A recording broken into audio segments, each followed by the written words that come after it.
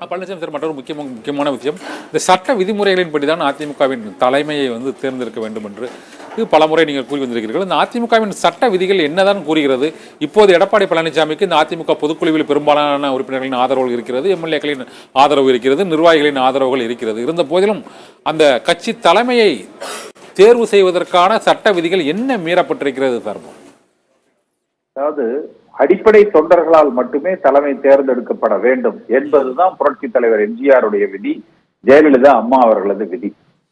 சசிகலா அவர்கள் பொதுக்குழுவால தேர்ந்தெடுக்கப்பட்டார். அதை எதிர்த்து தான் அன்றைக்கு நான் வழக்கு தொடுத்திருந்த. எனக்கு பிறகு ஓபிஎஸ் அதை எதிர்த்தார். பிறகு அதே ஓபிஎஸ் எடப்பாடி பழனிசாமியோடு இணைந்து ஒருங்கிணைப்பாளர், இணை ஒருங்கிணைப்பாளர்னு அந்த பொதுக்குழுவாலேயே அங்கீகரிக்கப்பட்டாங்க. அன்றைக்கே நான் சொன்னேன், இது நாளை ஓபிஎஸ்ஐ புறக்கணிப்பதற்கு, கட்சியை விட்டு நீக்குவதற்கு, ஓரம் கட்டுவதற்கு இது பயன்படும், அவருக்கே இது எதிராக பயன்படுத்தப்படும் சொல்லி சொன்னேன். அதன் விளைவுகளை இன்றைக்கு ஓ பன்னீர்செல்வம் அனுபவித்துக் கொண்டிருக்கிறார். எடப்பாடி பழனிசாமியும் ஏதோ தான் மிக புத்திசாலித்தனமாக செய்வதை போல அந்த விதிகளை எல்லாம் திருத்தி, தொண்டர்களாலதான் தலைமை, ஆனால் அந்த போட்டியிடுவதற்கு 10 மாவட்ட செயலர் முன்மொழியணும், 10 மாவட்ட செயலர் வழிமொழியணும், ஒரு மாவட்ட செயலர் ஒருவருக்கு தான் முன்மொழிதலோ வழிமொழிதலோ இருக்கணும்னு விதியை கொண்டு வந்திருக்கிறார். கிட்டத்தட்ட எடப்பாடி பழனிசாமியை தவிர்த்து வேற யாரும் போட்டியிட முடியாது என்று அந்த போட்டியை தவிர்த்து விட்டு தான் தொண்டர்களால் தேர்ந்தெடுக்கப்பட்டு விட்டதாக நீதிமன்றங்களை பாஜக ஆதரவோடு நம்ப வைத்திருக்கிறார். இப்ப எப்படி ஓபிஎஸ் ஏமாந்தாரோ அதே போல இதே விதிகள், பொதுக்குழு என்ன வேணாலும் விதி வச்சுக்கலாம், அந்த விதியை திருத்துகிற அதிகாரம் பொதுக்குழுவுக்கு இருக்கு என்று எடுத்துக்கொண்டால், நாளை இதே பொதுக்குழு கூடி வேறொரு முடிவை எடுத்து 10 மாவட்ட செயலர் முன்மொழிவது, 10 மாவட்ட செயலர் வழிமொழிவது என்றெல்லாம் இல்ல, அந்த விதியை திருத்தணும், திருத்தி புதிதாக தேர்தல் நடத்த வேண்டும் என்று அவர்கள் எடுத்து வேற யாரையேனும் கொண்டு வரலாம். அது பாஜக நினைத்தால் செய்துவிட முடியும். அதனாலதான் புரட்சி தலைவர் எம்ஜிஆரும் அம்மாவும் பொதுக்குழு குறித்த அதாவது பொதுச் செயலர் குறித்து எந்த முடிவை எடுக்கிற அதிகாரம் பொதுக்குழுவுக்கு கிடையாது என்கிற ஒரு விதியை வைத்திருந்தார்கள். அந்த விதியை தகர்த்தது பின்னாளில் இன்றைக்கு எப்படி ஓ பன்னீர்செல்வம் தனிமைப்படுத்தப்பட்டு வருத்தத்தில் இருக்கிறாரோ, தனிமைப்பட்டுள்ளாரோ, அகதியாய் பாஜகவிடத்துல சரணாகதி அடைந்திருக்கிறாரோ, இதே நிலை நாளை எடப்பாடி பழனிசாமிக்கும் ஏற்படாது என்பதற்கு எந்த உத்தரவாதமும் இல்லை.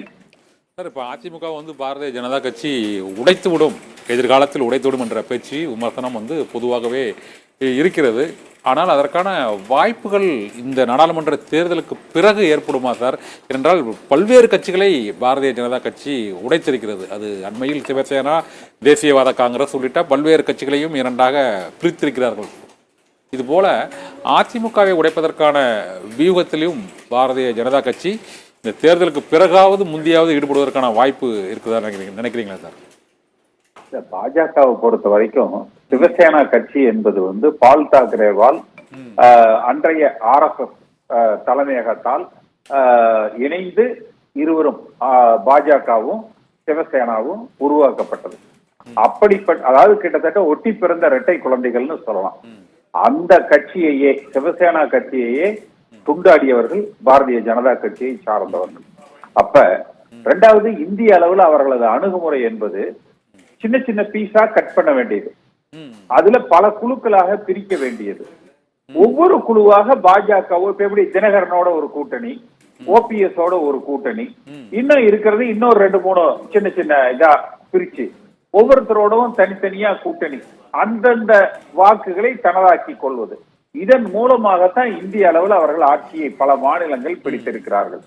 அதையே தமிழகத்தில் அதிமுகவை நசுக்குவதன் மூலமாக உருவாக்க அவர்கள் நினைக்கிறார்கள். ஆனால் அதிமுக தொண்டர்கள் ஒருபோதும் அதை ஏற்றுக்கொள்ள மாட்டார்கள்.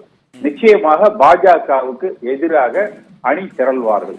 தலைமையில் இருக்கிறவங்க தங்களை காப்பாற்றிக் கொள்ள, அது ஓபிஎஸ்ஆ இருக்கலாம், தினகரனா இருக்கலாம், எடப்பாடி பழனிசாமியா இருக்கலாம், தங்கமணியா இருக்கலாம், வேலுமணியா இருக்கலாம், யாரா வேணாலும் இருக்கலாம். ஆனால் தொண்டர்கள் என்றைக்கும் எம்ஜிஆர், ஜெயலலிதா அம்மா, இரட்டலை சின்னம், அதிமுக என்கிற வளையத்தை விட்டு அவர்கள் வெளியேற மாட்டார்கள், வேறு பக்கம் வாக்கு போட மாட்டார்கள்.